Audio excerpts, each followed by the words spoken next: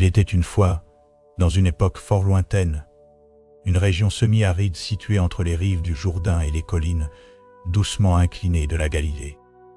Oh, les chèvres marchaient lentement, et oh, les oliviers ne bougeaient presque jamais, elles, sous un ciel souvent couvert de nuages fins. Des hommes et des femmes s'habillaient de tuniques grossières faites de lin ou de laine, cousues avec des gestes lents et répétitifs. Ces gens que l'on appelait autrefois les Israélites vivaient selon des règles terrestres précises et terrestres anciennes, chaque matin. Ils se levaient la madame heure, priaient de la madame manière. Avec les madame mots, dans la madame tonalité, ils mangeaient des figues chais, du pain sans levain, et parfois, quand la lune était pleine, un peu de poisson séché. Leur journée était longue, rythmée par les saisons. Les récoltes et les heftes religieuses, qui, bien que nombreuses, se déroulaient avec un sérieux constant dans cette ambiance doucement répétitive. Un homme nommé Élazar, fils de Naoum, vivait dans le village de Beth-Zur. Il n'était pas prophète, ni roi, ni madame scribe. Il était gardien du dépôt des rouleaux. Son travail, terrestre peu passionnant, consistait à ouvrir chaque matin la pisse au mur en argile haut. L'homme conservait les textes sacrés. Il vérifiait que les rouleaux n'avaient pas bougé. Ensuite, il prenait un petit chiffon en laine et passait lentement, tierce lentement. Sur la surface de chaque étagre, il comptait les rouleaux, un par un. Il les regardait, il hochait la tête, il les remettait en place. Puis, il se rasseyait sur un petit tabouret de bois et attendait l'heure de refermer la porte. Cela durait environ 7 heures par jour. 6 jours sur 7, le 7e jour, il récitait les noms de tous les rouleaux voix haute, sans changer de ton, pendant environ 4 heures. On disait qu'il n'avait jamais haussé le ton. Madame, lorsqu'il éternuait, il le faisait avec une grande discrétion un jour. Thérèse semblable aux autres. Un jeune garçon appelé Itzhak entra dans le dépôt. Il avait 13 ans. Les Jéhoulon commence à lire les textes avec sérieux. Il demanda s'il pouvait lire le rouleau du Lévitique. Élazar, sans dire un mot de plus que nécessaire, lui tendit le rouleau. Itzhak le déroula lentement. Il lut. Le prêtre prendra de l'huile, la versera dans sa paume gauche, trempera son doigt droit dans l'huile. Il s'arrêta. Il regarda Élazar. « Pourquoi l'huile doit-elle être dans la main gauche ?» demanda-t-il. Élazar haussa un sourcil doucement, puis répondit après un long silence. « Parce que c'est écrit ainsi. » Itzhak hocha la tête, comprenant que c'était une réponse complète, suffisante, définitive. La vie continua ainsi pendant de nombreuses années. Il n'y avait ni grand miracle, ni éclair dans le ciel, ni révélation extraordinaire. Le soleil se levait lentement. Se couchait lentement, les hommes priaient en chuchotant, les femmes tissaient en silence, les enfants écoutaient les histoires des patriarches racontées d'un ton monotone. Toujours dans le madame ordre, toujours avec les madame mots, on répétait souvent qu'Abraham engendra Isaac, Isaac engendra Jacob. Jacob engendra 12 fils, puis on nommait les 12 fils, un par un, sans jamais omettre personne, Ruben, Siméon, Lévi, Juda, Issachar, Zabulon, Dan, Nephtali, Gad, Asher, Joseph et Benjamin. Ensuite, on répétait les noms des tribus issues de ses fils. Puis on récitait les lois données au mont Sina. Chaque règle était expliquée avec la madame lenteur. Ainsi, pendant de longues années. Des hommes comme Élazar préservent les textes, les gestes, les sons. Leur voix n'était ni forte ni faible. Elles étaient régulières, égales, douces, comme le bruit d'une amphore que l'on remplit goutte après goutte. Madame lorsque Rome envahit la région. Madame lorsque les soldats passent. Le dépôt resta intact. Personne ne cria. Personne ne courut. Élazar regarda les soldats et ferma la porte doucement. Les rouleaux restèrent elles. Dans le silence, comme s'ils respiraient peine, les lettres hébraques, tracées la main, s'endormaient entre les lignes. Les générations passaient. Les rouleaux restaient. On les nettoyait toujours avec le Madame Chiffon. On les déroulait avec précaution. On lisait les Madame Passage encore et encore. Si un homme a une plaie sur la peau, si une maison est impure, si un animal est offert en sacrifice, chaque fois, la voix du lecteur devenait plus calme, plus basse, jusqu'à ressembler au souffle du vent entre deux collines, avec le passage du temps. Un autre gardien va remplacer Lazare. Il s'appelait Menacé, fils de Baruch. Il avait les Madame Gestes, la Madame Démarche lente, la Madame Voix étirée. Il avait appris à ouvrir la porte du depth exactement comme son prédécesseur, en soulevant la serrure de bois d'un mouvement doux. Puis, en poussant la porte sans précipitation, chaque matin, il s'inclinait allègrement devant les rouleaux. Il les comptait. Il les dépoussiérait. Il les regardait sans les lire, comme s'il les connaissait par cœur, mais qu'il n'avait pas besoin de les réciter. Menacé n'avait ni femme, ni enfant, ni troupeau. Il n'élevait pas de pigeons, ne cultivait pas la terre. Il ne marchait qu'entre sa maison et le date. Il mangeait toujours la madameur. Une date, puis un morceau de pain, puis un peu d'eau. Il mangeait lentement, mâchait longtemps, ne parlait pas pendant les repas. Le soir, il notait dans une tablette d'argile combien de pas il avait fait. Cela variait peu, parfois 412, parfois 415, une seule fois, un jour d'orage, il fit 419 pas, ce qui fut consigné avec exactitude dans ses registres personnels. Une fois par mois, un jeune garçon, ou parfois une fille, venait apprendre la prononciation exacte des noms sacrés. Il fallait apprendre à respirer entre les syllabes. Il fallait marquer un temps TRS précis entre Elohim ou entre Ado et Nei. Si la respiration était trop rapide, le nom était altéré. Si elle était trop lente, il perdait sa force. Mais il ne fallait jamais s'enflammer, pas de voix forte, pas de geste tétral. Seulement la rigueur, la lenteur, la répétition.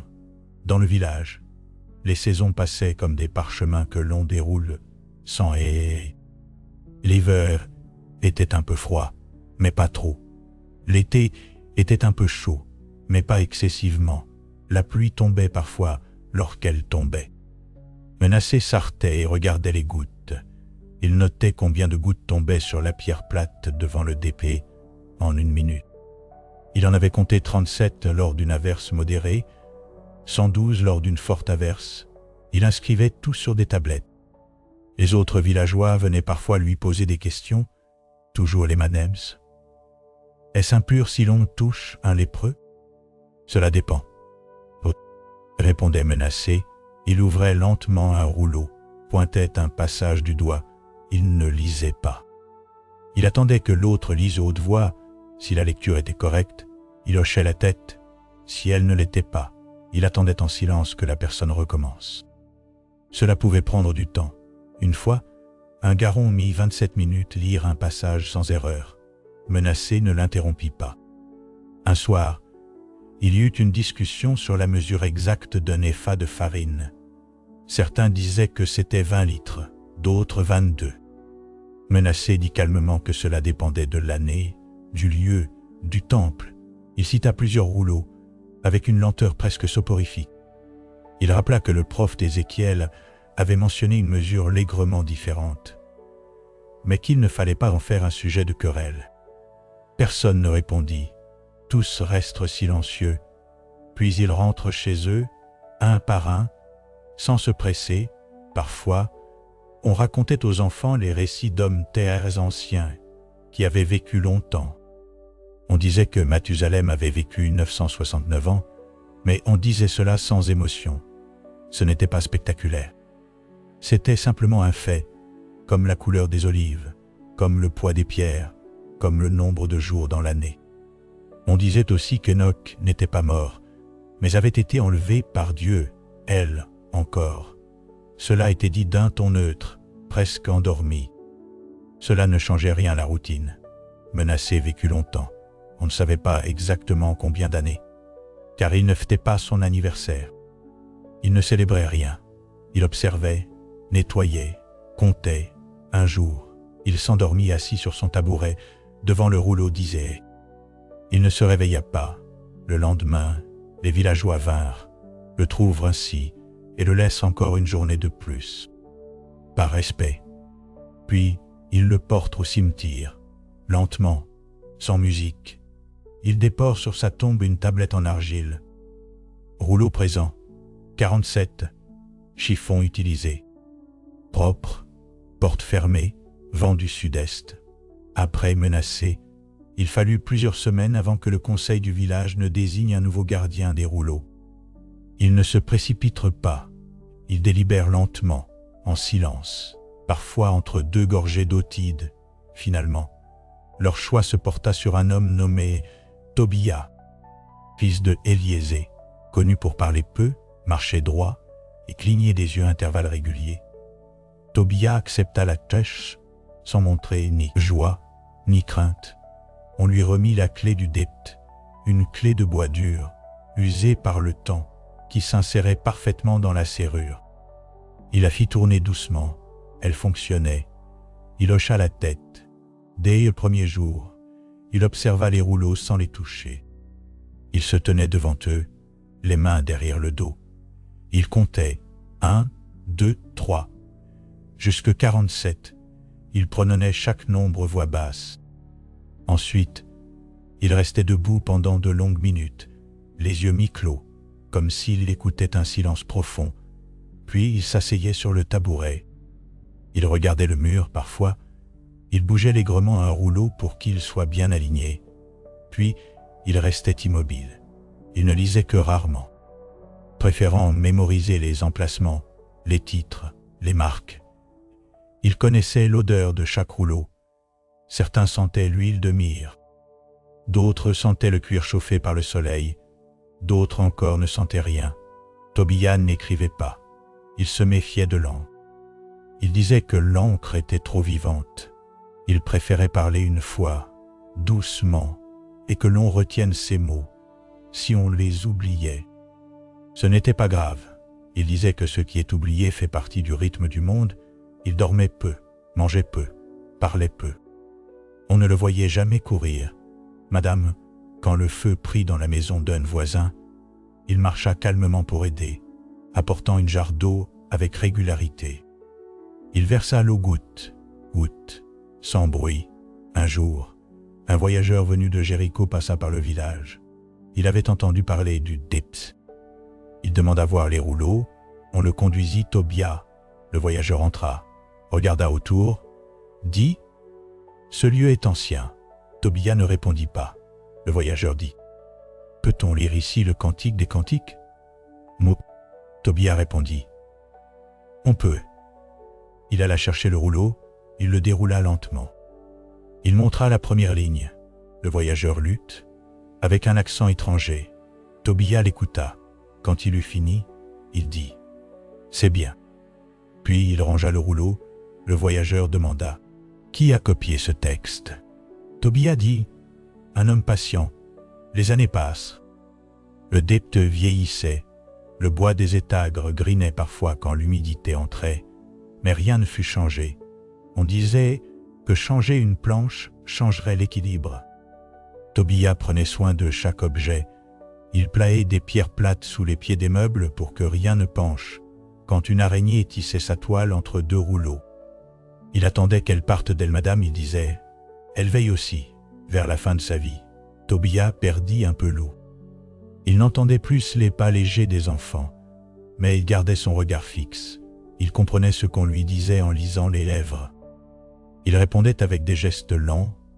On disait qu'il avait fait de son silence un langage. Un matin, il ouvrit le depth, comme d'habitude. Il s'assit. Il resta, elle, longtemps. Thérèse, longtemps. Midi, quelqu'un vint lui apporter une date. Il ne la prit pas. Il était mort. Mais son corps était encore droit. On mit 3 jours saines à percevoir. Depuis, le depth est resté fermé. Personne n'a osé reprendre la clé. Elle est, posée sur une tablette en argile, PRS de la porte. On passe devant, on la regarde, elle ne bouge pas. Les rouleaux sont, elles aussi, probablement intacts dans leur silence millénaire. Et certains disent que si l'on écoute avec beaucoup d'attention, la tombée du jour, on entend le froissement d'un parchemin que personne n'a touché, une voix lente, presque éteinte, qui récite encore. Le prêtre prendra de l'huile, la versera dans sa paume gauche. Il y avait, non loin du village, une colline que l'on appelait la colline sans nom. On ne savait pas pourquoi elle n'avait jamais eu de nom. Elle n'était ni haute, ni basse, niche, ni fertile. Elle était simplement elle. Elle avait toujours été elle. Certains disaient qu'elle appartenait personne. D'autres disaient qu'elle appartenait tous, une fois. Un ancien voulut l'appeler Mont du Silence, mais personne ne reprit ce nom. Alors elle resta simplement la colline, sur cette colline. Il y avait une pierre plate, une seule, TRS large, TRS lisse. Personne ne savait qui l'avait placée elle. Chaque mois, la nouvelle lune. Un homme montait sur cette pierre et récitait une prière TRS ancienne. Il s'appelait Shama. Il avait une barbe grise, des sandales usées, et une voix égale, sans émotion. Sa prière durait exactement 23 minutes. Il la récitait voix basse, les yeux fermés. Il ne bougeait pas les mains, il ne levait pas la tête. Il disait « Source silencieuse, présence immobile, nous voici, comme chaque lune, devant toi. Nous n'attendons rien, nous venons sans projet, nous sommes passants. » Personne ne l'interrompait, personne ne s'approchait. Madame Lechevèvre restait immobile. Le vent soufflait allègrement, les herbes remuaient peine. Quand la prière était terminée, Shama descendait de la pierre, reprenait le madame chemin. Il ne disait rien à personne, il rentrait chez lui. Il allumait une lampe huile, il regardait la flamme danser, sans fête. Puis, il soufflait dessus, et il dormait. Une nuit, un enfant demanda son grand-père. « Pourquoi Shama prie-t-il, s'il ne demande rien ?» Le grand-père répondit « Parce qu'il n'y a rien demandé. » L'enfant réfléchit longtemps, puis il demanda « Et pourquoi la pierre est-elle, elle ?» Le grand-père dit « Parce qu'elle n'est nulle part ailleurs. » L'enfant hocha la tête, il se coucha, il ferma les yeux. Il dormit profondément, dans le Madame Village. Un scribe nommé Jonathan passait ses journées recopier le Madame verset, pas des rouleaux entiers, seulement un verset. Il étendra sa tente sur eux, et ils n'auront plus faim ni soif.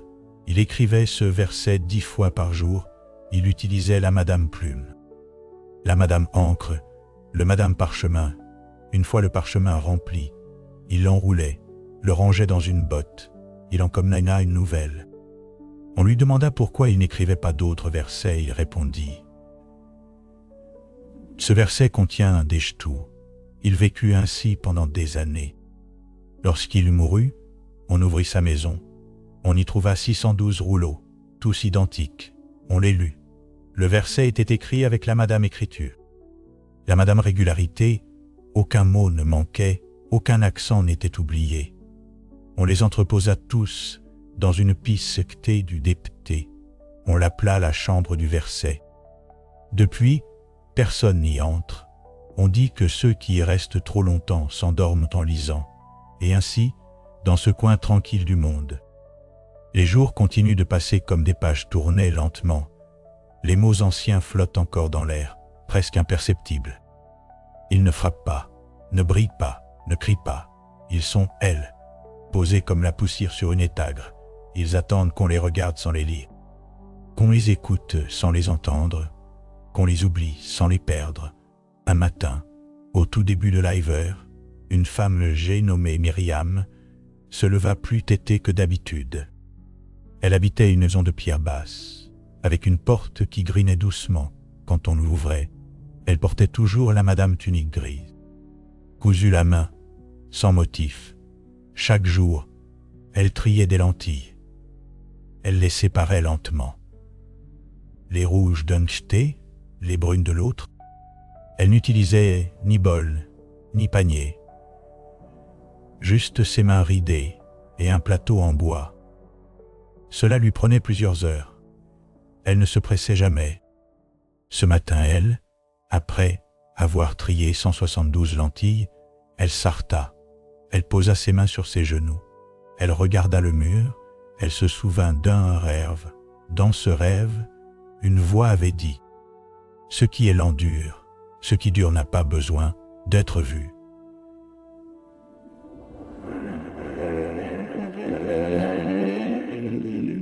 Elle hocha la tête.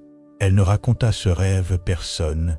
Elle le grava dans sa mémoire comme on grave un mot dans l'écorce d'un figuier. Ensuite, elle reprit le tri, lentement, en silence. Les enfants du village aimaient venir la regarder. Elle ne leur parlait pas beaucoup. Parfois, elle levait la main pour leur montrer une lentille particulière. Plus claire ou plus sombre, ils la regardaient. Fascinés, sans comprendre pourquoi. Puis ils repartaient, calmement, comme ils étaient venus. Une fois par an, Myriam préparait une soupe. Elle la faisait avec les lentilles qu'elle n'avait pas triées, celles qui étaient restées entre les deux tas. Elle disait « C'est la soupe des incertitudes. Elle réchauffe sans réponse. » Elle la faisait cuire longtemps, feu doux. Elle ne remuait que 3 fois. Puis elle servait, les villageois venaient, buvaient, remerciaient d'un signe de tête. Personne ne parlait. On entendait seulement les cuire contre les bols. Dans le Madame Village, un homme nommé Ephraim gardait les ruches. Il ne récoltait le miel qu'une fois par an, au solstice d'été, il disait. Le miel parle plus que les mots. Il ouvrait les ruches terrestres lentement. Il s'approchait des abeilles avec respect. Il ne portait pas de gants, il disait. Si l'on ne tremble pas, elles ne piquent pas. Il remplissait les jarres de miel moitié. Il disait « Trop plein ». Le miel déborde, moitié vide, il attend. Il rangeait les jarres dans une cave fraîche. Il écrivait sur chaque pot une lettre hébraïque. Aleph, Bet, Gimel, jusque Tav. Une seule lettre, il ne notait ni la date, ni le poids. Il disait « Celui qui gote saura. Celui qui ne gote pas ne saura jamais. » Une fois, un jeune homme demanda goter le pot marqué d'Aleph. Ephraim lui donna une cuillère en bois. Le jeune gota, il ferma les yeux. Il dit « Cela a le goût d'un matin sans parole. » Ephraim hocha la tête. Et puis, les années continuèrent de s'écouler comme des nuages lents. Les visages changeaient, les gestes restaient. Les enfants devenaient adultes. Ils apprenaient à parler doucement, marcher sans bruit, écouter les silences. Le depte des rouleaux restait fermé, mais on parlait encore de lui. Le soir, entre 2 lampes d'huile, on disait « Elle dedans, le temps dort. » Un jour, personne ne sut pourquoi, le vent s'arrêta complètement. Pas une feuille ne bougea, pas une bougie ne vacilla. Ce fut une journée sans mouvement. On ne savait pas si c'était un signe ou un hasard. On ne fit rien de spécial. On continua les tchèques. On tria les lentilles. On surveilla les abeilles. On lisait voix basse. Ce jour, on récita un seul mot, Shalom, une seule fois, puis on se coucha et l'on dormit. La lisière du village, elle haut comme naît la terre plus chère, se trouvait un puits que l'on utilisait presque plus. Il était profond. Vieux, entouré de pierres arrondies par les cycles, on l'appelait parfois le puits du murmure, car quand on y jetait un petit caillou, il mettait longtemps toucher l'eau, et le son qui en remontait ressemblait à un soupir. Ce puits était gardé par un vieil homme muet. Il s'appelait Abner, il ne parlait pas, mais tout le monde le comprenait. Il souriait allègrement, bougeait les mains, écrivait parfois un mot dans la poussière avec un béton. Il venait chaque matin, s'asseyait côté du puits, attendait. Il ne tirait pas d'eau, il ne lanait pas de seau, il restait immobile, les yeux ouverts, comme s'il écoutait quelque chose que les autres ne pouvaient pas entendre. On disait que ce puits n'avait jamais été sec, mais que son eau ne devait pas être bue trop vite. Il fallait attendre qu'elle parle. Une fois, une femme s'y pencha. Elle dit « Je ne vois pas l'eau. » Abner tra dans la poussière. L'eau ne se montre que celui qui n'a plus soif. Elle resta silencieuse. Elle s'assit côté de lui. Il reste, elle, jusqu'au coucher du soleil. Puis, elle repartit sans avoir bu. Elle n'avait plus soif. Certaines époques, lors des équinoxes, on disait que l'ombre du puits était parfaitement circulaire. Un enfant mesura un jour l'ombre avec des petits morceaux de ficelle. Il en fallut 112 pour faire le tour exact. Il les compta 2 fois. Abné le regarda. Puis, dans la terre, écrivit simplement. Suffisant. L'enfant repartit avec ses ficelles, heureux, sans savoir pourquoi tout autour du village. La vie suivait ce rythme ancien. Fait de lenteur et de répétition, le pain continuait d'être cuit dans les fours en argile. Les herbes séchaient sur les toits plats. Les poules marchaient d'un pas égal. On disait bonjour d'un signe de tête. On disait adieu de la Madame Manir. Et parfois, on ne disait rien du tout. Cela suffisait. Un soir, un étranger passa par elle. Il portait un manteau noir, des chaussures brillantes, une montre à sa ceinture. Il parlait vite, posait beaucoup de questions. Il demanda « Oh, et le chef du village ?» On lui montra un homme assis sous un figuier, les yeux fermés. Il attendit qu'il parle. Il ne parla pas. L'étranger demanda « Qui est le scribe ?» On lui indiqua la maison de Jonathan, maintenant vide, remplie de rouleaux tous identiques. Il les lut. 1, 2, 3. Puis Arta, il dit « Ce village est étrange. » Personne ne répondit. Il repartit avant la nuit. Sans dire au revoir, la lune se leva. Ronde et blanche, elle éclairait doucement les ruelles étroites, les murs en pierre, les portes closes. On entendait le souffle du vent léger, les pas d'un nœud, le cliquetis d'une cruche, et elle, au centre du silence, la voix du vieux puits, lente, lointaine, profonde. Ploc, ploc, ploc. Comme un cœur oublié qui bat encore, dans une maison la périphérie, une vieille femme s'endormit en récitant un verset voix basse, une parole ancienne, transmise par sa mère et la mère de sa mère. Dieu n'est pas dans le tonnerre, ni dans le feu, ni dans le tumulte, il est dans le souffle léger. Et alors tout se fit plus calme. Le vent s'arrêta à nouveau, les feuilles cessèrent de bouger, la dernière lampe s'éteignit, et dans le cœur du silence, il ne resta que cela.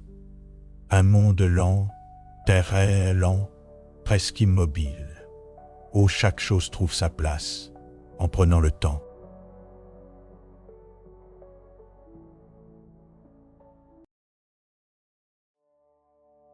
Il était une fois, dans une époque fort lointaine, une région semi-aride située entre les rives du Jourdain et les collines, doucement inclinées de la Galilée. Oh, les chèvres marchaient lentement, et oh, les oliviers ne bougeaient presque jamais, elles, sous un ciel souvent couvert de nuages fins.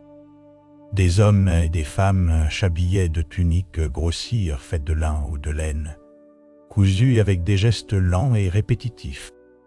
Ces gens que l'on appelait autrefois les Israélites vivaient selon des règles terrestres précises et terrestres anciennes, chaque matin.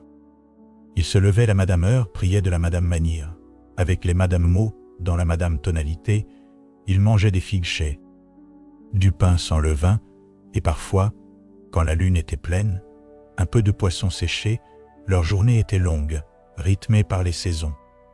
Les récoltes et les heftes religieuses, qui, bien que nombreuses, se déroulaient avec un sérieux constant dans cette ambiance doucement répétitive. Un homme nommé Élazar, fils de Naoum, vivait dans le village de Beth-Zur. Il n'était pas propt, ni roi, ni Madame Scribe. Il était gardien du dépth des rouleaux. Son travail, terrestre peu passionnant, consistait à ouvrir chaque matin la pisse au mur en argile haut. L'homme conservait les textes sacrés. Il vérifiait que les rouleaux n'avaient pas bougé.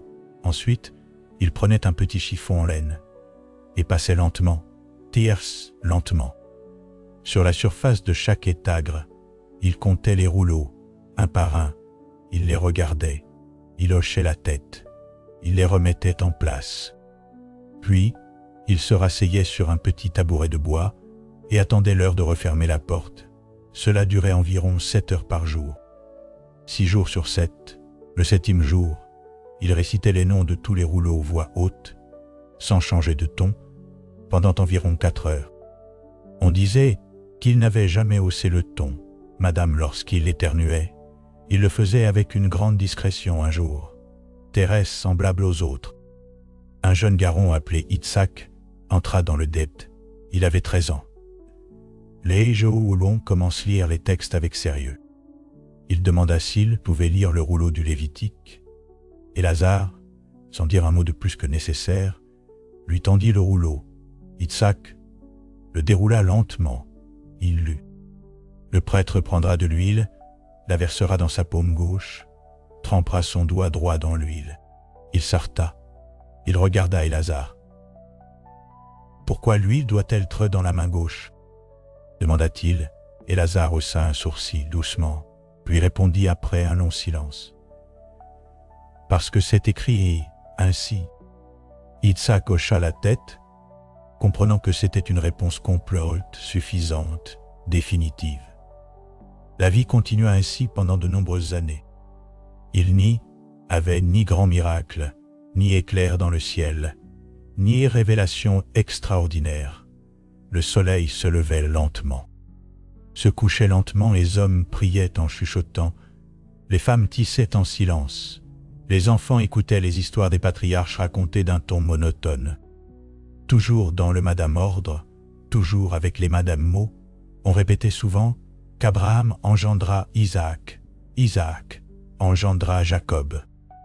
Jacob engendra 12 fils, puis on nommait les 12 fils, un par un, sans jamais omettre personne, Ruben, Siméon, Lévi, Juda, Issachar, Zabulon, Dan, Nephtali, Gad, Asher, Joseph et Benjamin. Ensuite, on répétait les noms des tribus issues de ses fils. Puis on récitait les lois données au mont Sina. Chaque règle était expliquée avec la Madame Lenteur. Ainsi, pendant de longues années. Des hommes comme Élasar préservent les textes, les gestes, les sons. Leur voix n'était ni forte ni faible. Elles étaient régulières, égales, douces, comme le bruit d'une amphore que l'on remplit goutte après goutte. Madame lorsque Rome envahit la région. Madame lorsque les soldats passent. Le dépté resta intact. Personne ne cria. Personne ne courut. Élasar regarda les soldats et ferma la porte doucement. Les rouleaux restèrent elles. Dans le silence, comme s'ils respiraient peine, les lettres hébraques, tracées la main, s'endormaient entre les lignes. Les générations passaient. Les rouleaux restaient. On les nettoyait toujours avec le Madame Chiffon. On les déroulait avec précaution. On lisait les Madame passages encore et encore. Si un homme a une plaie sur la peau, si une maison est impure, si un animal est offert en sacrifice, chaque fois, la voix du lecteur devenait plus calme, plus basse, jusqu'à ressembler au souffle du vent entre deux collines, avec le passage du temps.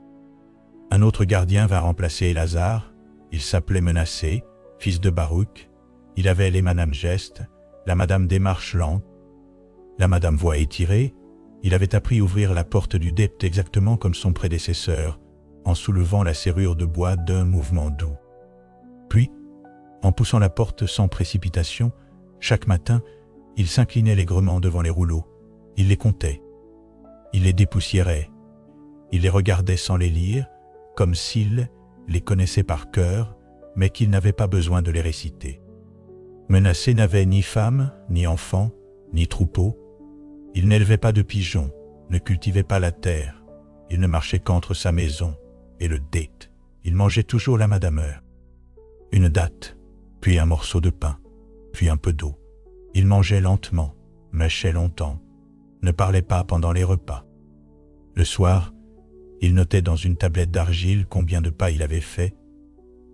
Cela variait peu, parfois 412, parfois 415, une seule fois, un jour d'orage, il fit 419 pas, ce qui fut consigné avec exactitude dans ses registres personnels.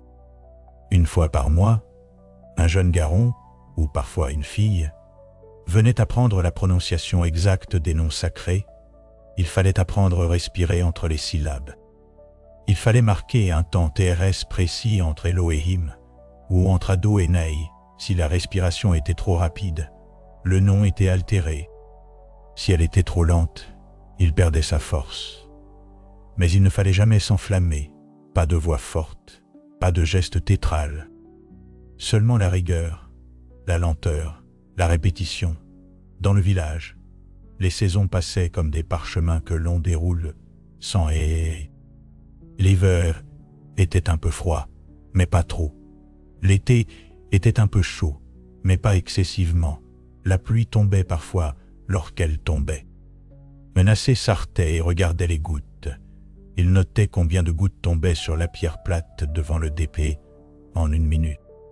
Il en avait compté 37 lors d'une averse modérée, 112 lors d'une forte averse. Il inscrivait tout sur des tablettes. Les autres villageois venaient parfois lui poser des questions, toujours les manems. Est-ce impur si l'on touche un lépreux? Cela dépend. Répondait Menacé. Il ouvrait lentement un rouleau, pointait un passage du doigt. Il ne lisait pas. Il attendait que l'autre lise haute voix. Si la lecture était correcte, il hochait la tête. Si elle ne l'était pas, il attendait en silence que la personne recommence. Cela pouvait prendre du temps. Une fois, un garron mit 27 minutes lire un passage sans erreur. Menacé ne l'interrompit pas.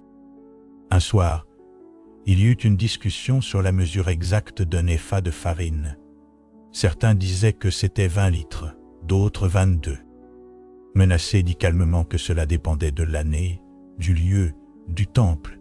Il cita plusieurs rouleaux, avec une lenteur presque soporifique. Il rappela que le prof d'Ézéchiel avait mentionné une mesure légèrement différente, mais qu'il ne fallait pas en faire un sujet de querelle. Personne ne répondit. Tous restent silencieux, puis ils rentrent chez eux, un par un, sans se presser. Parfois, on racontait aux enfants les récits d'hommes terres anciens qui avaient vécu longtemps. On disait que Mathusalem avait vécu 969 ans, mais on disait cela sans émotion. Ce n'était pas spectaculaire. C'était simplement un fait, comme la couleur des olives, comme le poids des pierres, comme le nombre de jours dans l'année. On disait aussi qu'Enoch n'était pas mort, mais avait été enlevé par Dieu, elle, encore. Cela était dit d'un ton neutre, presque endormi. Cela ne changeait rien à la routine. Menacé vécut longtemps. On ne savait pas exactement combien d'années, car il ne fêtait pas son anniversaire. Il ne célébrait rien. Il observait, nettoyait, comptait.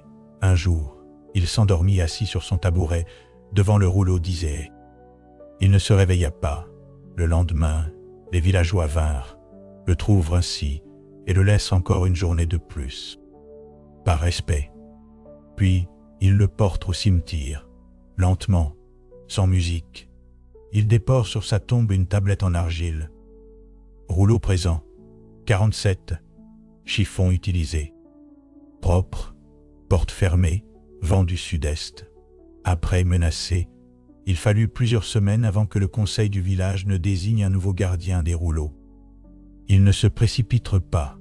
Ils délibèrent lentement, en silence, parfois entre 2 gorgées d'eau tide. Finalement, leur choix se porta sur un homme nommé Tobia, fils de Éliésée, connu pour parler peu, marcher droit et cligner des yeux à intervalles réguliers. Tobia accepta la tâche sans montrer ni joie ni crainte. On lui remit la clé du depth, une clé de bois dur, usée par le temps, qui s'insérait parfaitement dans la serrure. Il la fit tourner doucement, elle fonctionnait. Il hocha la tête. Dès le premier jour, il observa les rouleaux sans les toucher. Il se tenait devant eux, les mains derrière le dos.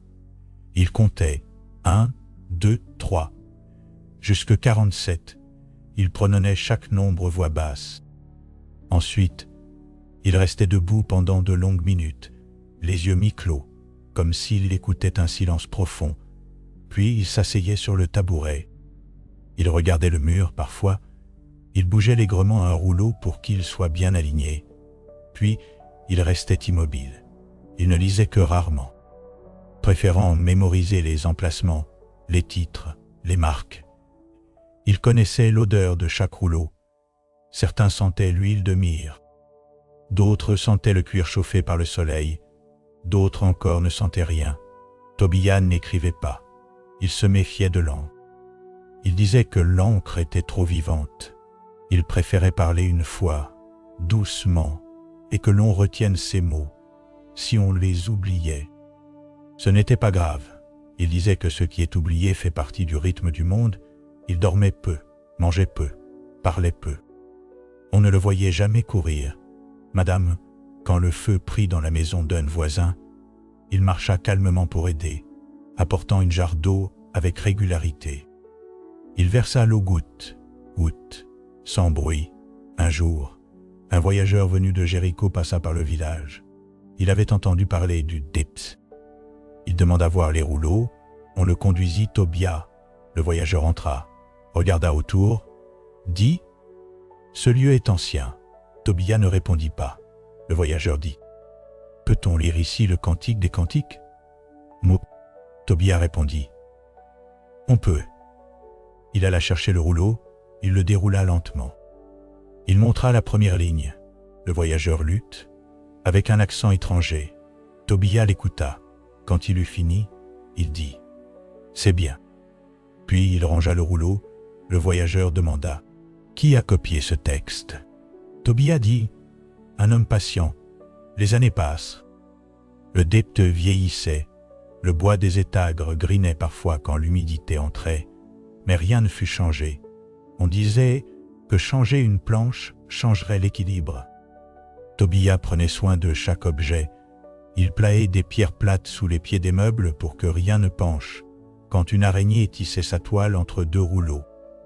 Il attendait qu'elle parte d'elle, madame, il disait « Elle veille aussi », vers la fin de sa vie. Tobia perdit un peu l'eau. Il n'entendait plus les pas légers des enfants, mais il gardait son regard fixe. Il comprenait ce qu'on lui disait en lisant les lèvres. Il répondait avec des gestes lents.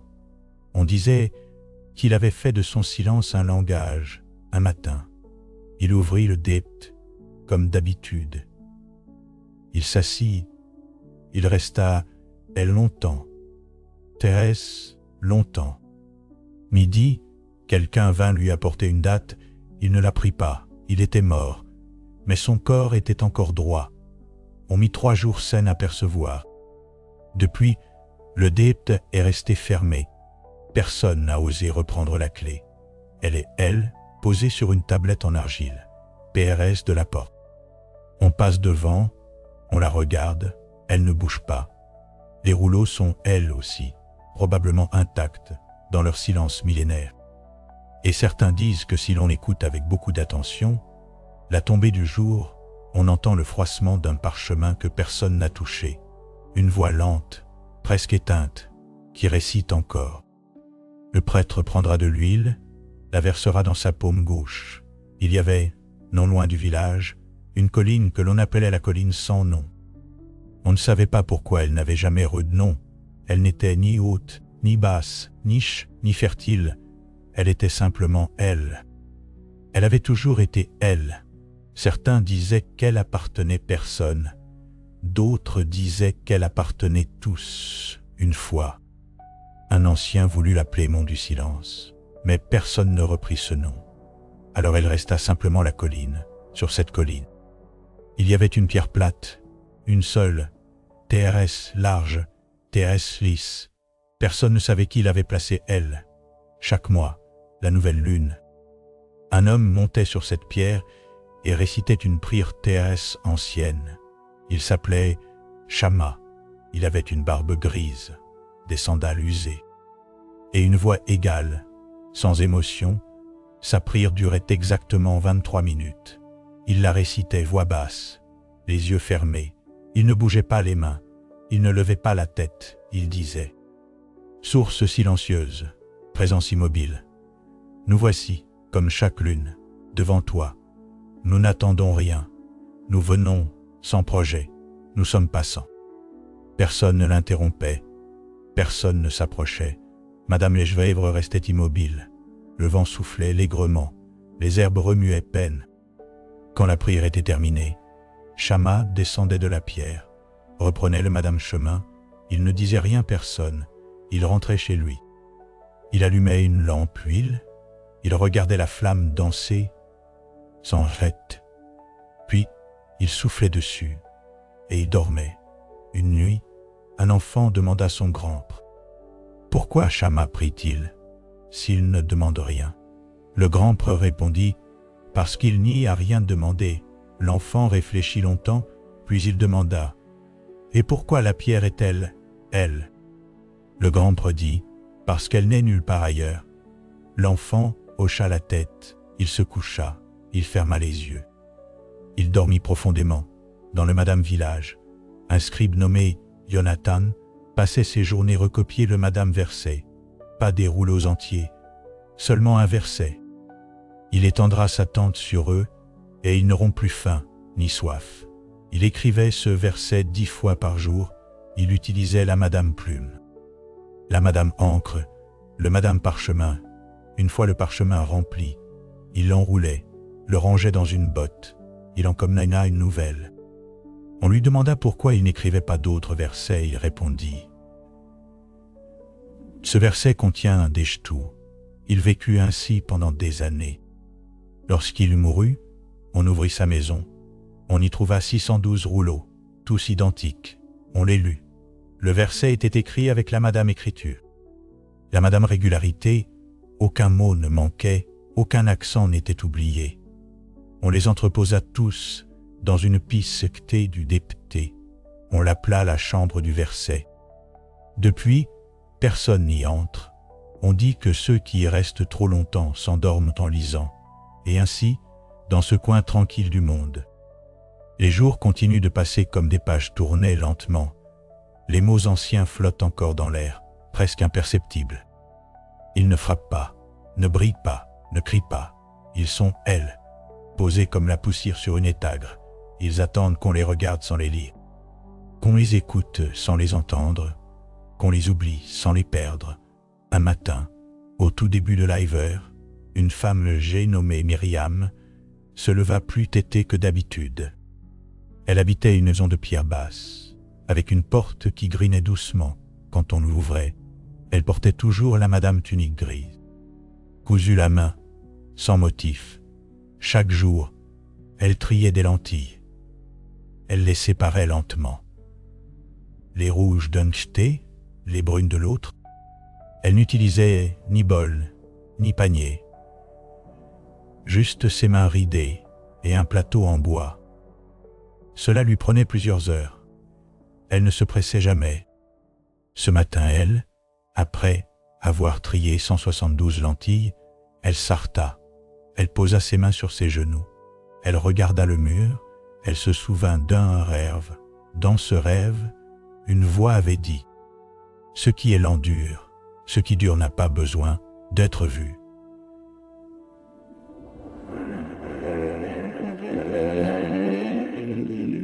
Elle hocha la tête. Elle ne raconta ce rêve à personne. Elle le grava dans sa mémoire comme on grave un mot dans l'écorce d'un figuier. Ensuite, elle reprit le tri, lentement, en silence. Les enfants du village aimaient venir la regarder. Elle ne leur parlait pas beaucoup.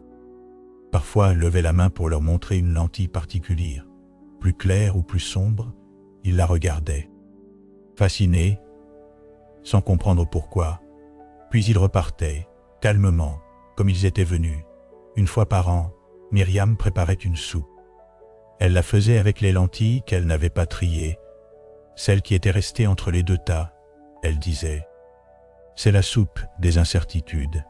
Elle réchauffe sans réponse. » Elle la faisait cuire longtemps, feu doux.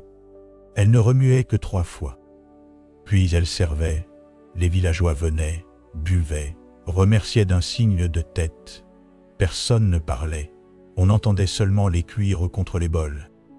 Dans le Madame Village, un homme nommé Ephraim gardait les ruches. Il ne récoltait le miel qu'une fois par an, au solstice d'été, il disait. Le miel parle plus que les mots. Il ouvrait les ruches terrestres lentement. Il s'approchait des abeilles avec respect. Il ne portait pas de gants, il disait. Si l'on ne tremble pas, elles ne piquent pas. Il remplissait les jarres de miel moitié. Il disait « Trop plein. Le miel déborde, moitié vide, il attend. Il rangeait les jarres dans une cave fraîche. Il écrivait sur chaque pot une lettre hébraïque. Aleph, Bet, Gimel, jusque Tav. Une seule lettre, il ne notait ni la date, ni le poids. Il disait « Celui qui gote saura. Celui qui ne gote pas ne saura jamais. » Une fois, un jeune homme demanda goter le pot marqué d'Aleph. Ephraim lui donna une cuillère en bois. Le jeune gota, il ferma les yeux. Il dit « Cela a le goût d'un matin sans parole. » Ephraim hocha la tête. Et puis, les années continuèrent de s'écouler comme des nuages lents. Les visages changeaient, les gestes restaient. Les enfants devenaient adultes. Ils apprenaient à parler doucement, marcher sans bruit, écouter les silences. Le depth des rouleaux restait fermé, mais on parlait encore de lui, le soir. Entre deux lampes d'huile, on disait « Elle dedans, le temps dort. » Un jour, personne ne sut pourquoi, le vent s'arrêta complètement. Pas une feuille ne bougea, pas une bougie ne vacilla. Ce fut une journée sans mouvement. On ne savait pas si c'était un signe ou un hasard. On ne fit rien de spécial. On continua les tchèques. On tria les lentilles. On surveilla les abeilles. On lisait voix basse. Ce jour-elle, on récita un seul mot, Shalom, une seule fois. Puis on se coucha et l'on dormit. La lisière du village, elle haut comme menait la terre plus chère, se trouvait un puits que l'on utilisait presque plus. Il était profond. Vieux, entouré de pierres arrondies par les cycles, on l'appelait parfois le puits du murmure, car quand on y jetait un petit caillou, il mettait longtemps toucher l'eau, et le son qui en remontait ressemblait à un soupir. Ce puits était gardé par un vieil homme muet. Il s'appelait Abner, il ne parlait pas, mais tout le monde le comprenait. Il souriait allègrement, bougeait les mains, écrivait parfois un mot dans la poussière avec un béton. Il venait chaque matin, s'asseyait côté du puits, attendait. Il ne tirait pas d'eau, il ne lanait pas de seau, il restait elle. Immobile, les yeux ouverts, comme s'il écoutait quelque chose que les autres ne pouvaient pas entendre, on disait que ce puits n'avait jamais été sec. Mais que son eau ne devait pas être bue trop vite, il fallait attendre qu'elle parle. Une fois, une femme s'y pencha, elle dit « Je ne vois pas l'eau. » Abner tra dans la poussière. L'eau ne se montre que celui qui n'a plus soif. Elle resta silencieuse. Elle s'assit côté de lui. Il reste elle jusqu'au coucher du soleil. Puis, elle repartit sans avoir bu. Elle n'avait plus soif. Certaines époques, lors des équinoxes, on disait que l'ombre du puits était parfaitement circulaire. Un enfant mesura un jour l'ombre avec des petits morceaux de ficelle. Il en fallut 112 pour faire le tour exact. Il les compta 2 fois. Abner le regarda. Puis, dans la terre, écrivit simplement. Suffisant. L'enfant repartit avec ses ficelles, heureux, sans savoir pourquoi tout autour du village. La vie suivait ce rythme ancien. Fait de lenteur et de répétition, le pain continuait d'être cuit dans les fours en argile. Les herbes séchaient sur les toits plats. Les poules marchaient d'un pas égal. On disait bonjour d'un signe de tête. On disait adieu de la Madame Manir. Et parfois, on ne disait rien du tout. Cela suffisait. Un soir, un étranger passa par elle. Il portait un manteau noir, des chaussures brillantes, une montre à sa ceinture. Il parlait vite, posait beaucoup de questions.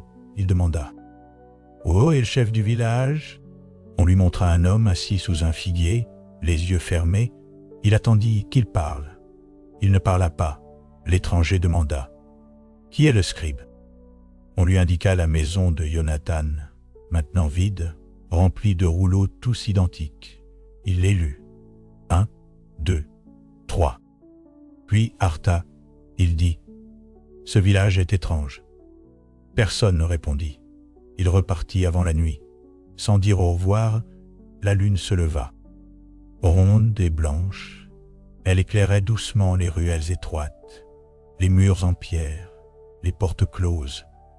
On entendait le souffle du vent léger, les pas d'un nœud, le cliquetis d'une cruche, et elle, au centre du silence, la voix du vieux puits. lente, lointaine, profonde. Ploc, ploc, ploc. Comme un cœur oublié qui bat encore, dans une maison la périphérie, une vieille femme s'endormit en récitant un verset voix basse, une parole ancienne, transmise par sa mère et la mère de sa mère. Dieu n'est pas dans le tonnerre, ni dans le feu, ni dans le tumulte, il est dans le souffle léger. Et alors tout se fit plus calme. Le vent s'arrêta à nouveau, les feuilles cessèrent de bouger, la dernière lampe s'éteignit, et dans le cœur du silence, il ne resta que cela. Un monde lent, très lent, presque immobile, où chaque chose trouve sa place, en prenant le temps.